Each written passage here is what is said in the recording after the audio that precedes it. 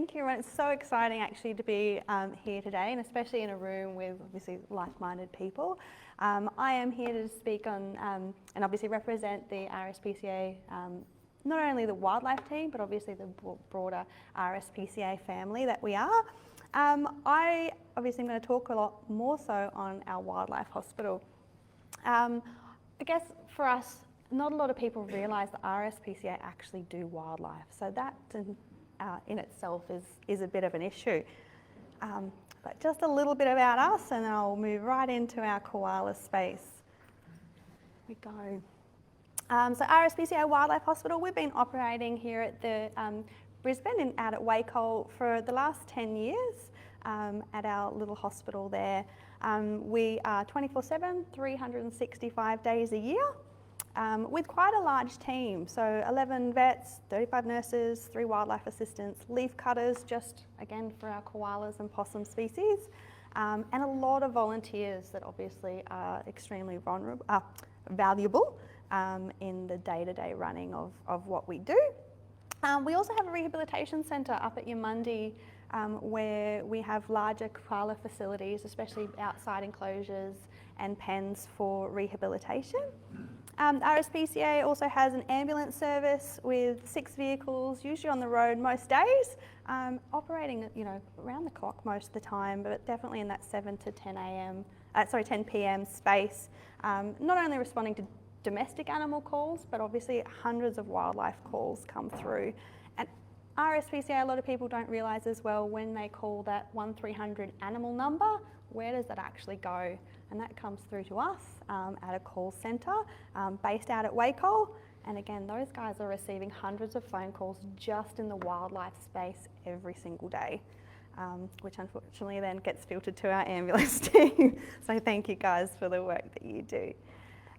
Originally our facility out at Wacol was built with a capacity of 8,000 animals a year 10 years ago, but sadly this has significantly grown every single year, and last year we saw almost 28,000 animals, native animals, through our wildlife hospital. This has earned us the title of Australia's busiest wildlife hospital, just with that sheer capacity of natives coming through. We obviously see, like I said, all wildlife. We will take anything and everything.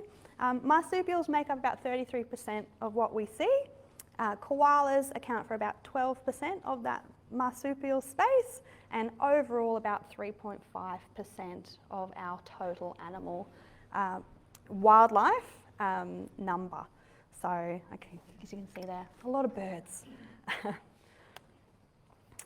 Despite accounting for only a small portion of the total number of animals that we do see at the wildlife hospital, they are obviously very, like we've already explained, very resource hungry little guys, and they do require a lot of specialist attention, care, and obviously funds that go into their needs. Koalas we receive from rescue groups, obviously our own ambulance service, but also members of the public that do find them and bring them to us as well. So what I've kind of gathered up over the last few weeks with the help of some of our colleagues is some of our data over the last 6.5 years in our koala space. It is a very kind of quick overview, because again I could talk all night especially about wildlife, but unfortunately with our database that we have out there, we are a shelter. It was designed for shelter, not for wildlife, so it's really, really tricky in some of the fields to extract some of that information. So like I said, this is a really kind of quick overview on some of the trends, and those can be quite shocking numbers that we have seen over the last 6.5 years. So what we're going to be obviously bringing up today, monthly and annual totals of koala admissions, monthly and total admissions by sex as well, because that's a little bit of a trend there. It's actually quite interesting. By our local government areas as well, the main areas that we see them come in from, cause of admission, as well as the overall outcome for our koalas, which unfortunately this one is a bit of a sensitive topic, and but I really think it's a really important one to talk about, because I can talk unicorns and fluffy rainbows all we like, but unfortunately the reality, as we've already discussed, that unfortunately for our koalas, most of the time it is more of a sadder outcome than a positive one. So just looking at that data, out of 4,375 koalas in this period that we've seen, we're only obviously using those ones that we know those fields are accurate and give us a good scope of info. So our total combined monthly admissions, so 2016 to year to date is where we have been obviously looking.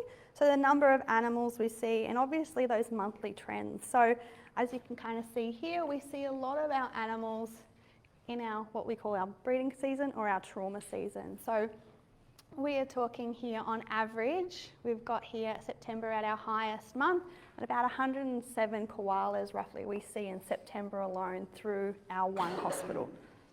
So, but it's very, very, very consistent with the trend that we do see in the sense of breeding active koalas on the move, unfortunately coming into contact with cars, dogs, and obviously other things like that that unfortunately have caused them a reason to come into the wildlife hospital in the first place. Total admissions by sex, so we see a lot of males, just slightly more males than we do females. The unknown category is generally because obviously it's usually a baby in the pouch or something like that, where we're not going to go poking and prodding and finding what it is. And unfortunately some of the animals that we do have come in unfortunately have already passed away, so unfortunately those bodies are in such a state that you cannot actually determine what they are. But again, looking at our other graph here, we can see that obviously the orange is our males. Obviously we seem to see a lot more males at the beginning of breeding season coming through when those boys are really active. So they're the ones, like I said, crossing those roads, moving through people's yards, getting themselves in trouble because they are trying to find that sexy female that they can then hopefully make more beautiful koala babies with. But that tends to shift. Kind of the end of breeding season when we're starting to see those joeys start to come through, and obviously the males are probably, they've had enough now and they're kind of looking to move on. We start to see more of the females coming through in the back end of the year. So definitely would love to know some more, have some more research in that space and kind of really get to the bottom of why that is, because overall we do tend to see more males getting into trouble than females. I could say something there, but I will not. No. So leading cause of admissions. Now, again, a lot of you guys will probably have heard several times already today, disease is our highest reason that we see animals come through. So chlamydia, obviously in this space, we do see a lot of conjunctivitis and cystitis animals come through. Also our hit by cars. They're the next one along the line. So we see a lot of hit by cars. And then also there's also the associated unknown injuries, whether they were hit by car or not, but you kind of don't have that clear line of information that says it definitely was a car hit. Then our dogs kind of come through, unfortunately, there.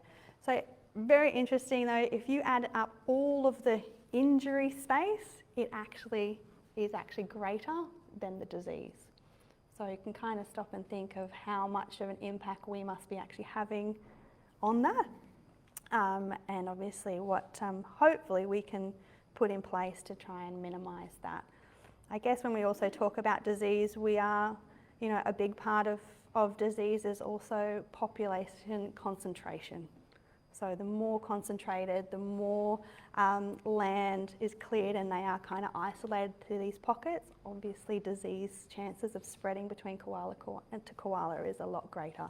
So unfortunately, we do see a large number of those.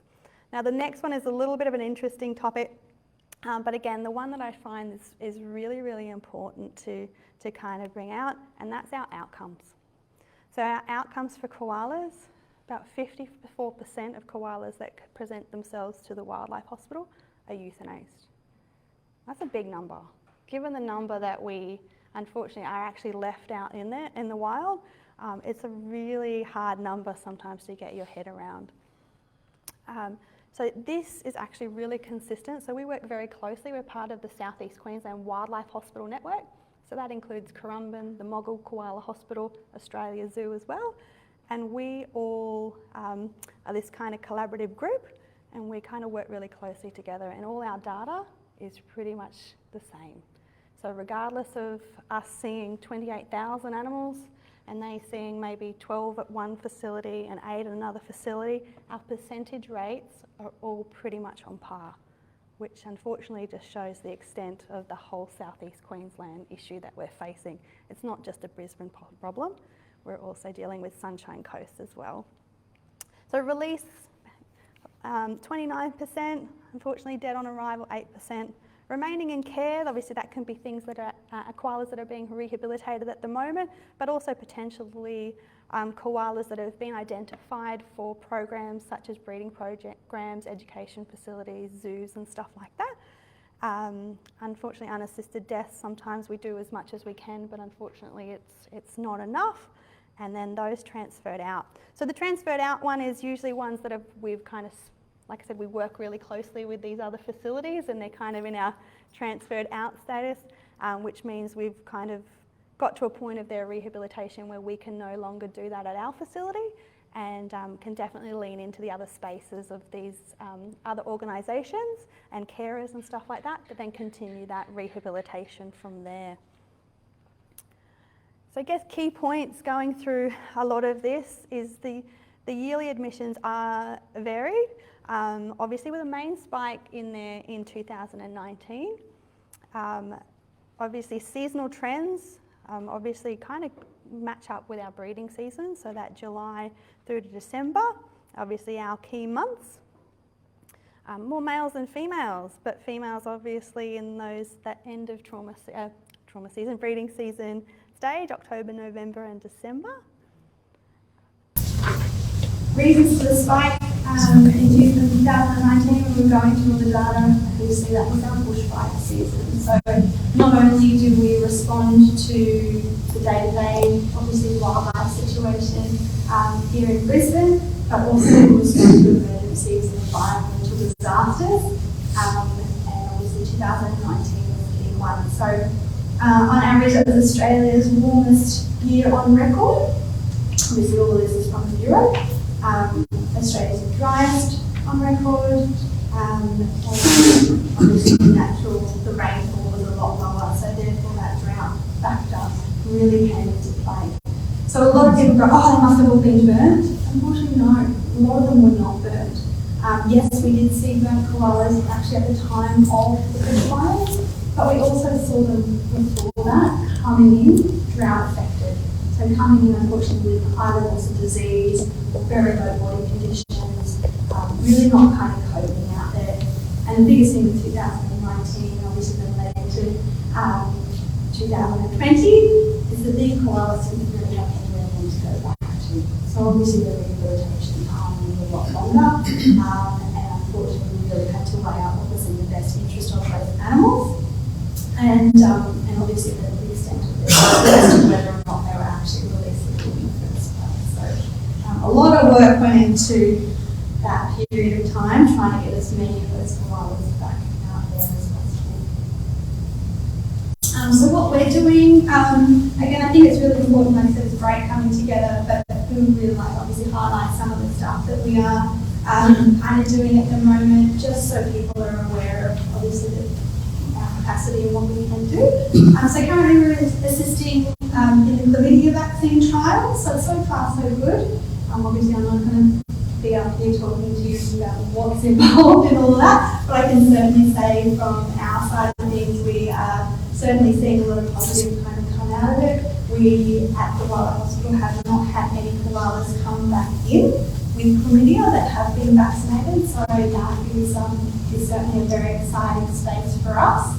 And yeah, fingers crossed that that continues.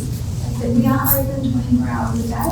We have clinical staff available on site, nursing critical patients, obviously not only our koalas, but all our wildlife around the clock. like I said, we are members of the South East Queensland Wildlife Hospital Network as well. So if there's something that we can't do, or we think that another facility is better off, that animal's better off in that facility, then we'll transfer it. We're working really, really well together now. And then there was time where it was kind of this guy and that guy and across. So the wildlife care is nodding over here. But we've done a lot of work in this space and making sure that we can not only give the community the confidence in this space, develop the medicine, the rehabilitation across these facilities is all consistent and current, but also the carers as well, kind of going that all the medicine and stuff like that is consistent. And like I said, whatever is in the best interest of the animal, and that means transferring it to another facility that's continuing with certain type of treatment or physiotherapy or something like that, we will certainly do that.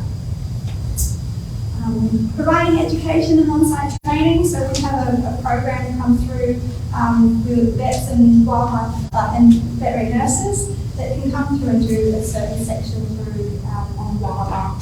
This is obviously a really small piece, unfortunately currently out there in the curriculum, so we're really, really interested in that further education, and hopefully we can grow our own to a degree as well, and hopefully expand in that area. And I guess a really big one and a really exciting one for me is we're looking at building a brand new wildlife hospital. There were the pictures up there before of kind of what we're looking at. So to again kind of cater for the number of animals that we do see coming through, but also provide more education, more opportunities for the community to get involved and actually see the work that's going on. Support our carers obviously a lot more than we currently can, but definitely bring more awareness is the goal. We see how as a community we can help. So we're all here getting told about this from every single speaker up here. Obviously that koala habitat is vital. So obviously stop as much clearing as we possibly can, planting the trees, keeping our dogs secure at night. So obviously we see so many, unfortunately, if anyone has seen a dog attack koala come through, it's heartbreaking. So unfortunately you don't see a lot of, potentially you won't see a lot of trauma on the outside, but the internal trauma that dogs do is unfortunately life-threatening. So it's really, really important one. More infrastructure like we talked about around koala spaces, overpasses, things like that, which obviously work is definitely happening in this area, but always can do more. I just want to touch that, sorry guys, it jumps away. But yeah, definitely more awareness and speaking up as much as we can with these guys. So obviously like I said, a big thank you not only to the wildlife hospital team and the ambulance